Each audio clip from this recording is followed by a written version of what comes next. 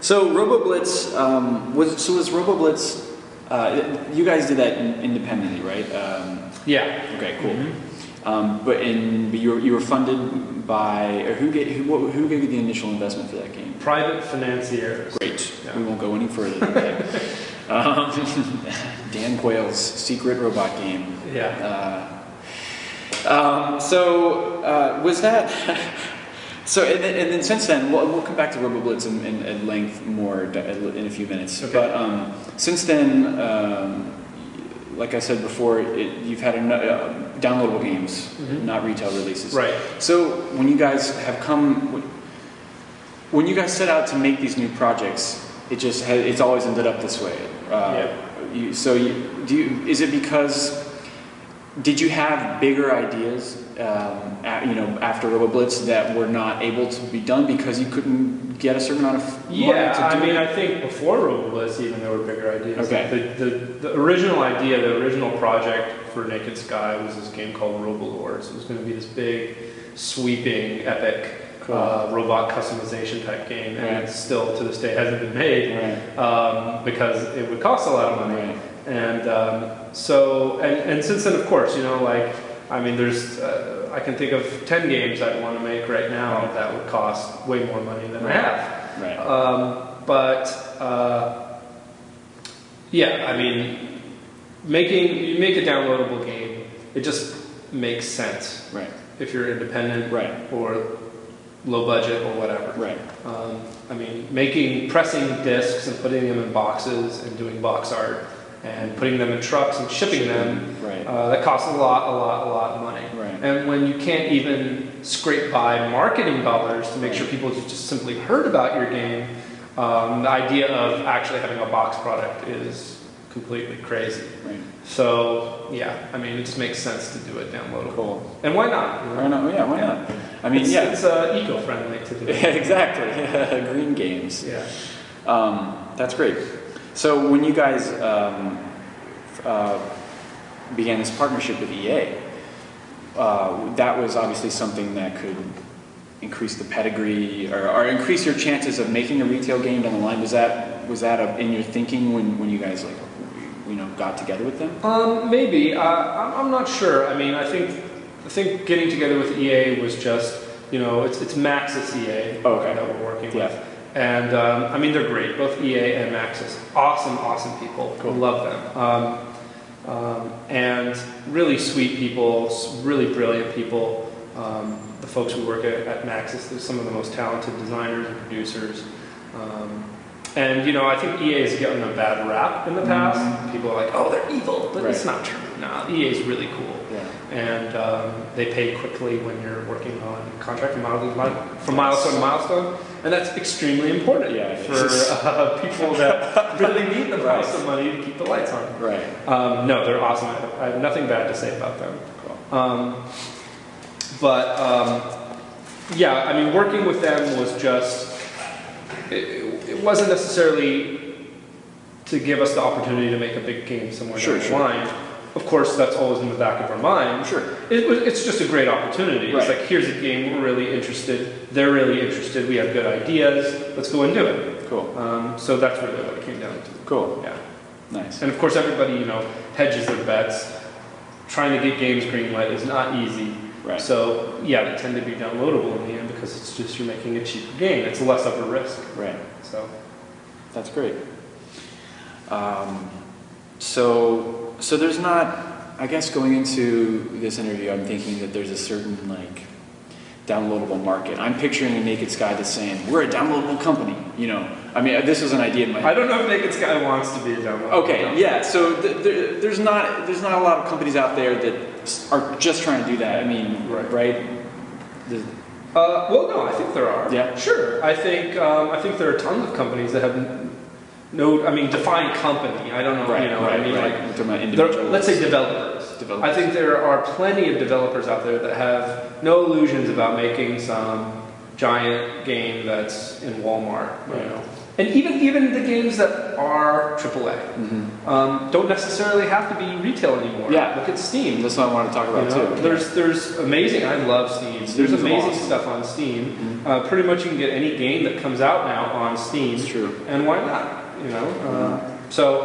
I do miss the manuals. I like the manuals. Yeah, the manuals are nice. You know, you don't. Maybe if Steam could somehow they could give you the PDF of a manual and then you have to print it out. Yeah, you can print it out. There's just something great about a manual, There especially you know you're sitting before you go to sleep or in the bathroom. Right. Kind of like, oh yeah. Huh. And the feeling that you can get a strong, you know, a hard answer because you know some games are so complicated. You're like, okay, what is it? Well, the manuals never gave you any useful. Well, this rare. As a kid, I'm thinking back now, and I'm like, manuals used to mean something, right? But nowadays, maybe I was wrong. They give you a lot of interesting information. Like I believe the manual for Super Mario Brothers 2 gave some backstory about what Birdo, this mutant Birdo, transgender. Yeah, well, it says in the manual. It says Birdo is a guy who thinks it's a girl or something like that. Wears a bow. Huh, interesting. I wouldn't have known had I not read this manual. Thank you, Nintendo. Very progressive. Right. I wouldn't have thought. My whole point though was that manuals. I feel like.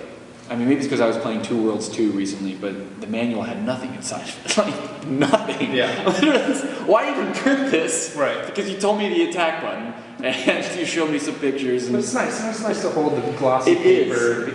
Because you can get psyched. I would always read the manual on the way home from the store, you know, when my parents would buy me a game. Me too, I remember that. And then you would try to pump myself up. Oh, me too. You get so excited about it. Yeah. Oh, man. So. In the picture, in the Castlevania manual, they had, very back was Dracula's teeth, and as if they were dentures in a glass. Yeah. What the hell?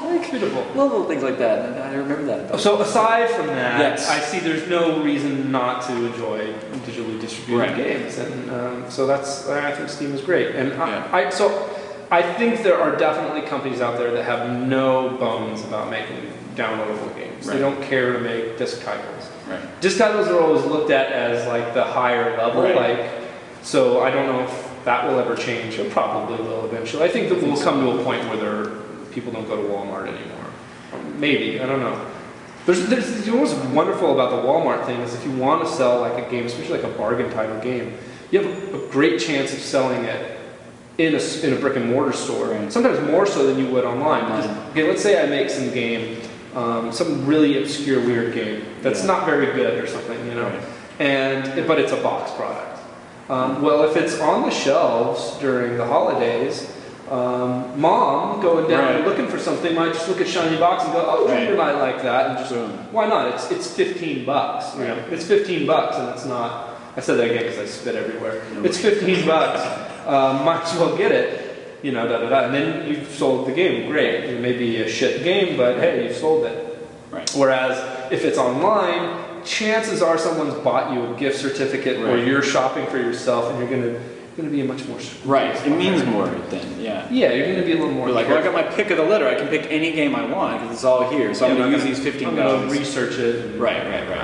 You're not going to download Chicken Shoot. That's probably, I don't know, Chicken Shoot's a pretty good game. Did you play it? No. Okay. I just like the name. There's no lies here either. We don't do lies.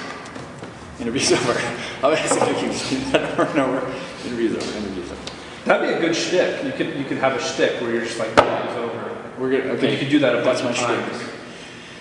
If you like this, vote on it. What other kind of shtick could I have? We'll do a phone number, call this number here, and then vote on the shtick you want. Maybe you could do like a between two ferns thing. Jeez. And you end every interview with interview's over, and then you flip the table. And then they flip the table. And then it cuts. And it's over. I just want to ask one more question about how Naked Sky fits into the whole big picture, as far as the zoo of game companies. Since you guys have been a DL only company so far, do you ever get any sort of perceived sense that, or perceived or otherwise, perceived or real, some sense that you're the small kid on the block or something, or Yeah. People are stealing your lunch money.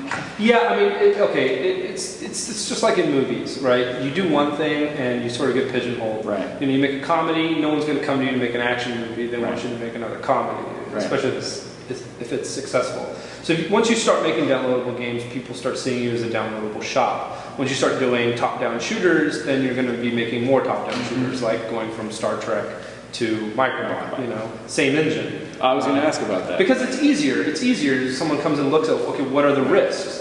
Oh, you already have the tech. Great, you can sort of reskin it. That's something we're interested in because we can pay you less. Right. Now, this is a controversial thing to say because I don't want to make these publishers to sound like straight up cheapskates, Sure. because that's not the case. But everybody's ass is on the line. No one wants to lose money. Right. It makes perfect sense. Right. I understand where they're coming from. Right. So it's a hedged bet in Right. a way. And when it seems like more of a sure thing, then maybe it's a better investment. Now, does it always turn out that way? I don't know.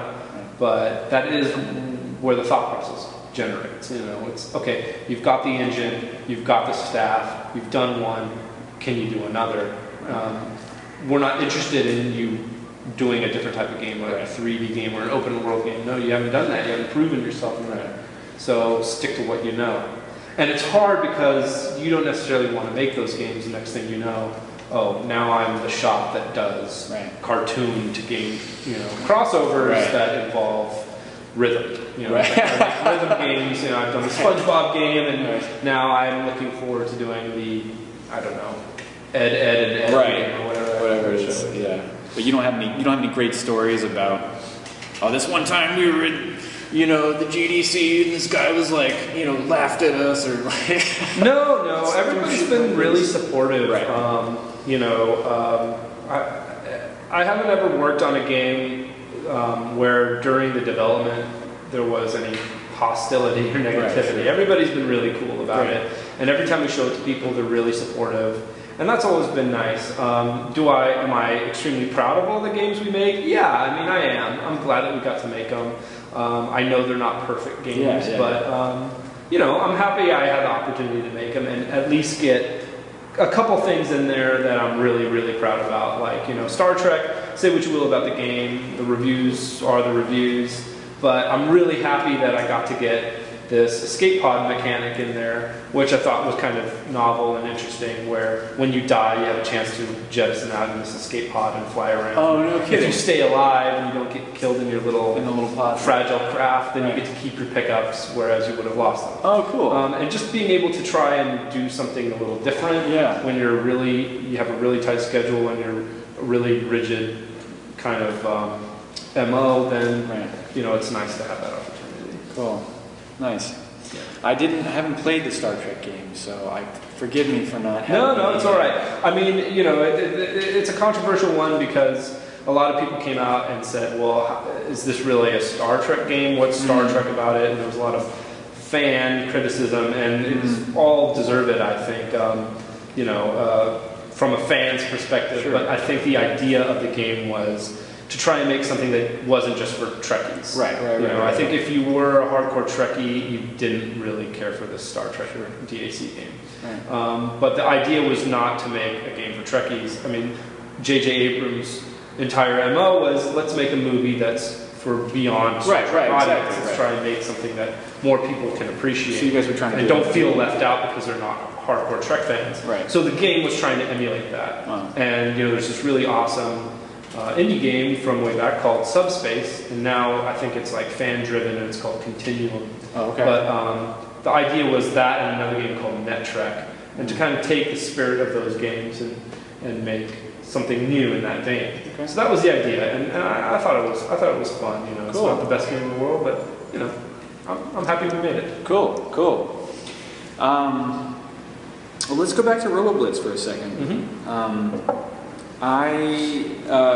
Was that seen as a successful project at the end of the day when it was all said and done? I mean, I assume the major sales bulk has been sold, and you know it doesn't. Though I hope it goes on sale. I don't know who controls that, but I'd like to see it go on sale because I still think it's at $15. Yeah. And I'd like to see it be like $5 or $2.99 or something on Steam. And, so, or even Xbox, so a bunch of people can play it who haven't. Right. A game that came out in, what was it, 2007, Right.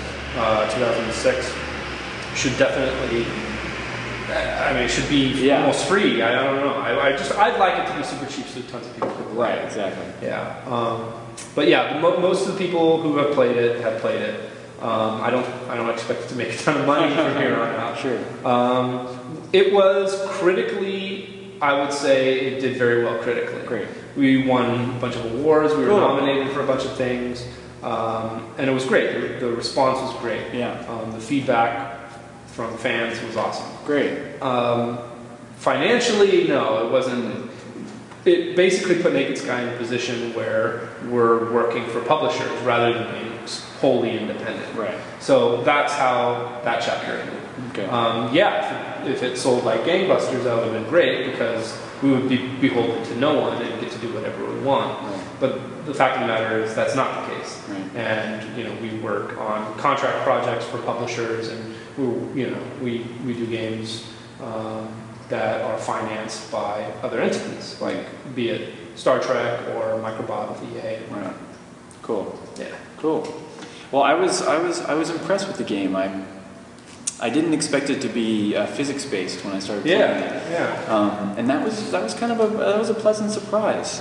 Yeah, it's sort of like, in a way, I don't know if we intended it from the start to be this, but it's sort of in a way a spiritual successor to Trespasser, which is kind of an infamous game. What is Trespasser? The Jurassic Park game that was made. Trespasser was awesome. Yeah. And it was very buggy and it had a lot of issues, but it was like, I think the first game where the physics simulation went to such a degree that you actually had arms and you could actually pick stuff up. Yeah, and our game was like that too. And I don't think there had been any games in between that did the whole arm thing. Right. So yeah, I mean, most of the stuff in ROBOBLITZ, like all the character stuff, is all physics driven. There's no hand animation. There's no. Usually in a game, when someone goes to like pick up a chair,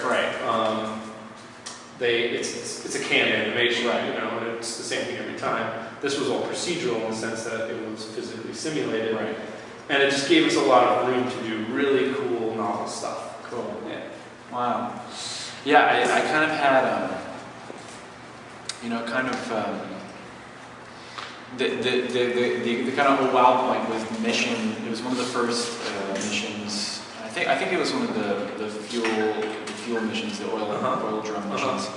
When the explosion happens and they're like, you need to turn the conveyor belt. And so, for a second I just went all around. What the hell am I supposed to do here? Like, this is ridiculous. What do I, this? Okay, there's nothing to do. There's nothing to do, And I said, oh, wait a minute. Wait, is this a physics game? And I knew the arms, and I was like, okay, wait. Stick it into the hole. Torque the thing. Yeah. Well, it's funny you bring up that puzzle because there's I think we intended for there to be about 3 solutions. We wanted multiple solutions for as many of the puzzles as possible. Cool. And I think in that case there's something like 3 intended solutions, but over the course of testing, I think we found something like 10. Wow. Like you can use the little stick to torque it. Right. You could grab onto it and use your jets to push it. Oh, no kidding. You could use this point-to-point beam in the game to move it into position. You could blow something up and the force would move it. I don't know. Really? There's we would keep finding new ways to do it. And that's cool. This is the beauty of a game like this. That's procedural in a sense and has this really nice physics simulation. Basically you set up the rules. The ethos was we'd set up rules, and if it seems like something that you should be able to do, it should work. Yeah, that's there shouldn't just be one way. There shouldn't be this strange old adventure game designer thinking where no, you need to actually take the chicken, put it on top of the cat needs to go through the masking tape so you can make the mustache. And this kind of weird thinking. We didn't want that. We wanted it to be a little more intuitive, and I thought that was one of the more successful things about ROBOBLITZ was just the kind of the puzzles we got to do and the playground nature of the game. Yeah, it's really fun. Like the game, I think one of the flaws of the game is how it's paced. I think that was kind of fail because you start off with a non-lethal weapon, and if I think Max Payne did something. Remedy's games are so well paced, and that was kind of like a eureka moment playing those games where you go, oh, interesting. You know, I think it's in Max Payne 2, you start off and you have like some of the best guns in the game. And you start off the game just kicking ass. Right. And then they take everything away from you and they give you a pistol. And you've gotten a taste, you know where it's going to go. And we started the game off with giving you this zapper that just stuns enemies. And that's not fun. You know, you want to come in guns blazing, and that's what we should have done. You should have, and I think we had a lot of arguments about it, but that's what we should have done. We should have done it when you come out and you just kill everything. And then, you know, we could take it away later if we wanted to, or pace it out differently from there. But I think that might have, hampered the uptake of the I mean, give you a better enjoyment of where it's going to go. Right, because I think ROBOBLITZ really pays off once you put some time into it. At the beginning, you might be playing and going like, I'm not sure about this game, or where's this going to go. But if you give it a chance and you start playing it for a few levels, you'll get into it and you'll get it. I think programmers especially appreciate it because of all the physics stuff. So one of the guys actually on who worked on Trespasser, who's an agent now at CAA, he played it, and I think he was really drawn to it because maybe he saw a similarity there. He's a really cool guy, Seamus Blackley. Great guy. Wasn't he working for Microsoft for? He was like the brainchild of the original Xbox. And the guy's massive. And he went to CAA. That's so strange. No, I mean, hey, I mean, he knows a lot of entertainment. I mean, no, he's awesome. I mean, he's like the anti-agent, I think. He's a cool guy. That's amazing. What's he told me a funny story where he said he showed Jimmy Page how to play Guitar Hero, and I think he said that Jimmy Page said, like, this is nothing like a real guitar, and Seamus said something to the effect of, you know, well, it's not supposed to be. That's kind of the idea, right? That's hilarious. Maybe he'll be on the show sometime. He could tell you that story much better than I. He's actually my second guest. Oh, great. We're actually out of time. Seamus? This interview's over. This interview's over.